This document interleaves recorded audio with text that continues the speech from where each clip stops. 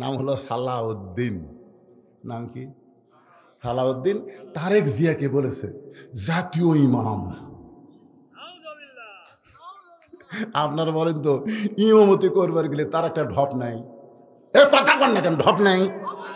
এই যে আমি ওয়াজ করবার আছি, এখানে প্রধান অতিথিরা যত বক্তব্য দেখ, মানুষ কিন্তু তার চেহারার দিকে তাকাবি রে, কিন্তু প্রধান বক্তা বসার সাথে সাথে দেখবি দাড়ি ঠিক আছে কিনা, টুপি ঠিক আছে কিনা, হুজুরের জুব্বা ঠিক আছে কিনা। আয় হায়, মসজিদের ইমাম খালি দাড়ি আনা খাটো ভাই, আমার ফতুয়া চাচ্ছে, হুজুর ইমামের দাড়ি যদি এক মুষ্টির নিচে হয় ওর পাশে নামাজ হবি? আমি বললাম তোর দাড়ি? কয় আমার নাই। তো তোর নাই, তুই হুজুরেরটা মাপতেছিস? আমার নাই, তাই বলে ইমামের থাকা লাগবে না? তোমরা যাকে ইমাম বলতেছ তারেক জিয়াকে, তার দাড়ি কয় ফুট?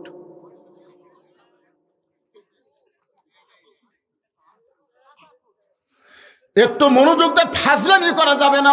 মুসলমানের দেশে 90 মুসলমানের দেশে কোনো ফাজলামি চলবে? একটু মনোযোগ দিয়ে কথাগুলো শুনবেন।